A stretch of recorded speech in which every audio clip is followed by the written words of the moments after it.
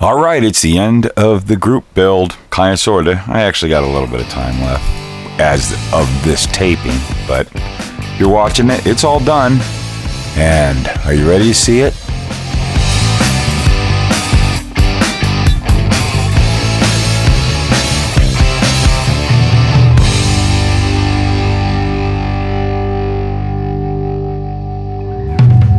All right, here we go. And, yeah, didn't make it. Might have bit off a little more than I can chew. Other things kind of happen. But all in all, I call this a success. I don't care what anybody says or thinks. I had a great time. Did some live streaming at a few different places over this 48-hour period with some great friends, and met a couple of new friends, and it was really, really a lot of fun. And that's what this means.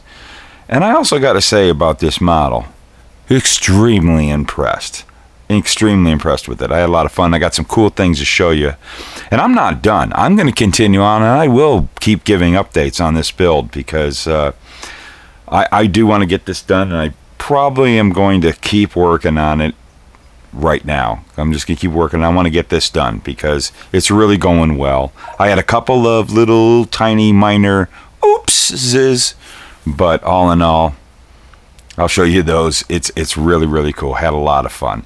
I don't know how much more I can say about this IndyCar kit from Sofino's JR Models. It is absolutely a fantastic kit.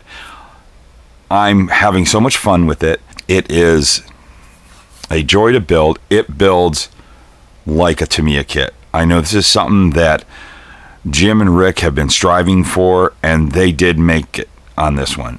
Building this was like building a Tamiya kit. And for those of you who've never built a Tamiya kit, you don't understand. Tamiya, there's always been the goof of Tamiya kits. You just throw glue and some paint and the kit in a box, shake it, and you have a built kit.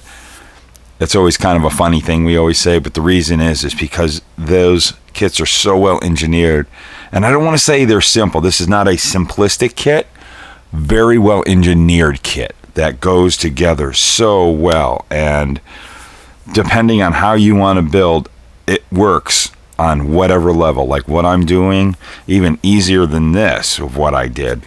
People just want to pull it out, put the stickers on it, and just put it together with the colors that it's molded in. You can have a very nice, very easy, a lot of detail model kit that just, wow, that's all I can say. This thing fits that bill. You want to go crazy with it, or you want to go intermediate, where I kind of say I'm doing, this kit will not let you down. So with that said, I want to show you a couple things that's really super cool about this, first of all. So those of you that have been following this build, my choice was to not do any painting. Nothing is painted on here, but you can see it's glossy. Not the most highest gloss, but I, again, left it over my painting area. But I did show you earlier, the clear that I decided to use was a clear I never used before, so this was kind of an experiment, and I gotta say, I really like that clear. It's really, really cool. It is an acrylic clear that is put out by Mr. Hobby. It's just their regular Premier Top Coat, I believe it's called. Lays out nice. When it sets up and it's all dried, very, very low millage of a layer, so it's really cool. So the decals, I don't know what more I can say about these decals. I still got more to do. These decals are amazing. I had no problems with these decals, laying them down, getting them on the model, moving it around, the whole build of the model. You can see I got the engine. It's something that was taking some of my time. If you notice here, I painted the engine. I actually hand painted each one of these sections in a different shade of metallizer. I don't know if it comes through, just to show that, here's your gearbox, the clutch area, bell housing, and then the engine block. I painted those different metallizers. Right now I'm still, finishing off my metallizers. This was stainless steel. I think this is what I painted the engine block with, was stain. One of them. No, I think it was the gearbox. No, it was one of them. Anyways, I can't remember. But this is what's cool about this. Look at this right now. That's not even glued in. We'll get to that. Let's just show you the engine. I still got a lot more to do, and then I used metallizer burnt iron for these wonderful, noodled out headers there, and just kind of doing a little bit of detail painting on that just to get a good look. The decals, the little Chevrolets, all that. This isn't painted. I was going to come in and do a little bit of detail painting on this. That's just the kit plastic right there. But this is cool. This cone here, it has a name. I can't remember. This is basically a carbon fiber cone on the real cars, and it's where the rear wing will mount to. And then you have your light that is on the back there. But this is the Salvino's JR Models carbon fiber, from the carbon fiber sheet. And there's like multiple pieces that go on this, but it's carbon fiber. Can you see that? The carbon fiber, really cool. And look at that little detail on the end, the little fasteners right there. That went on so nice. Laid down nice. I just used my Mark Fit a little bit. Some places I didn't even need to use Mark Fit. Some decals just laid down really nice. Didn't need to use any Mark Fit on them. And then the side pods, this is actually two pieces. This will be glued to the body, and this is removable. So this decal, you have to get it lined up nice, and you have to cut this one, and same with these right here. Well, what I do is I tape them together, and I just do them. They say, you have to put it on the car to get proper alignment, but you just tape things up because you got to paint these all separate before you get the model all put together. But the graphics are beautiful. Look at that. That's the colored plastic. And what I did, just to recap from the earlier episode, or whatever, I can't remember which part, if it was one or two, I thoroughly cleaned the plastic. I usually have never clean. I never use the soapy water thing, dish soap or whatever, and clean my model car parts, because I usually wet sand. Well, of course, I didn't want to do any sanding on these. Sometimes I do, but there was no marks or anything, or any parting lines or anything on any of the body panels that needed to be sanded out. It really wasn't. They just didn't need a lot of cleanup. So I shot some of that acrylic clear from Mr. Hobby on there, just so I had a clear barrier, a nice smooth clear barrier to lay the decals down. Did the decals, and then I shot a coat of clear over the decals to seal them in and give it a nice shine. And you can see that's really cool. Let's go ahead and just take this apart so you can see. And while I was doing the decals, and I just kept it taped up like that when I went into the paint area and cleared all this. Look at that. So when it goes together, that graphic will line right up. It's really cool. There, right there, the HendrickCars.com splits right where it needs to. Beautiful. First calamity that I had, I was putting together the front wing, and I haven't done decals on the front wing yet, but I was putting together the front wing, and lo and behold, I had them all separated, all cleaned off of the tree, putting it together, and the last piece right here, I look down, it just vanished. I can't find it anywhere. It's just gone. Moving forward, I'm building this. I won't have this one piece of the wing on this side. I got it on that side, so that's the side hopefully will be nice enough to display, and we'll get to that a little later. That really does work out nice, and maybe it will turn up and I can do something about it. Not a big deal. That's what happens when you're kind of rushing a model, but that's all okay. Then this morning, I'm with my buddy Jason. Oh gosh. From Blue Ox. We're on a little live stream. It was just him and I, and he gets to hear me say some choice, neat little words. What happened? Well, those of you who have been watching me for a long time know the story. The matching bottles that do two different things. And I had them like this because I'm working quick. I had I actually had them like this, and I had the glue, because I'm gluing things, and I'm gluing and I'm doing decals at the same time, trying to utilize my time and not looking, because these feel the same. I laid the decal and blew it away because I went with my extra thin instead of Mark Fit.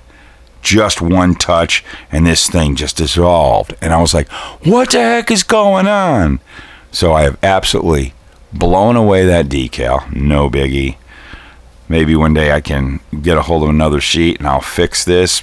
Maybe, maybe not. Don't know. Not a big deal.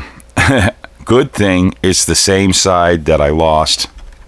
I think, yes, the wing, when that gets in, it's the same side. So this is not going to be the display side. So not a big deal. Rest of the decals, super nice. Clear, looks great. You know, it is what it is. I'm not sad. Kept forging on. Some really cool decaling going on, like the main pod here. And when I got done, I noticed I forgot to put these 17s on and this decal here. So I laid these on later after I did my final clear. Then these got laid down. There's no clear on these. And you know what? They're real rugged. I don't think I need to clear over them. So I'm not going to, if I don't have to, I don't want to do any more clearing on this. Looks great. I got to get the cockpit all assembled, the seat, everything like that. We'll do that. I'm probably going to do some painting of flat black back here, just to kind of, it helps the appearance if you don't have light that can pass through the plastic. You know, you can have light that passes through and sometimes kind of ruin the look of a model. I'll probably be just hand painting some black in here, and plus got to get some black up in this area where the cockpit is. We'll probably do that.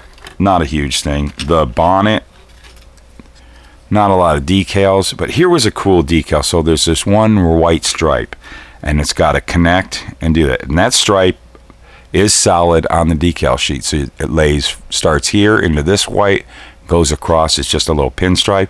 I taped this together, laid it down. After I got it in there, I cut it right there, removed this piece. Boom, we are good. This needs to be cleared still.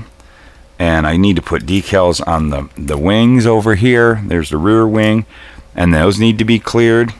This needs to be cleared. That's all that needs to be cleared. The side pods are done. This is done. The engine, absolutely love it. I still got a few more pieces to put on this engine. I'm not going to do, well, now that I kind of am not in a rush, I am going to do all of the carbon fiber. Decaling took a lot of time. Even I wasn't even going to do the carbon fiber because the decaling, that there was no way I could even get done for sure. But now that I have bought some more time, we are going to go ahead and use all the carbon fiber. That carbon fiber, wow, amazing. Here's the sheet right here. Lots of carbon fiber and that stuff. And this was the section that was that whole rear cone. Amazing, amazing, amazing, beautiful artwork on that. You can see how it just looks like carbon fiber. It's beautiful. It really is beautiful. This is going to be a really good looking model when it's done, even though it was built fast and kind of sloppy, I guess. But not really. Wait, what? But that's it, you know. 48-hour build. It doesn't really matter. If you don't get done, still get involved. It's a neat goal. But there's so many ways of getting involved in the community that's doing it. There's the 2024, the 2024 48-hour build. You can get over there on Facebook and you can find that. You can look at everybody's progress, and now everybody's posting their finished model. I won't be yet, but that thing stays up. It's always up, and you can always go back. When I get done, I will post on there my finished IndyCar, and it's up forever. And next year, Craig will start a new one. He'll start a brand new 2025 48-hour build Facebook group.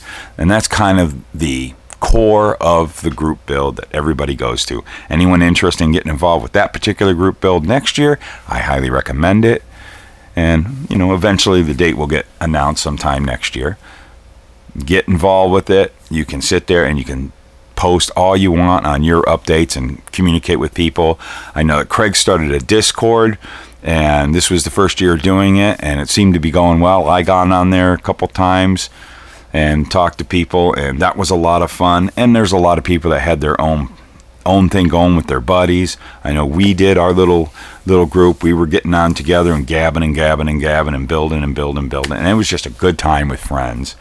And we are just nothing but positive. I just had a great time. I gotta start looking. That's the problem. These feel the same. I had that off.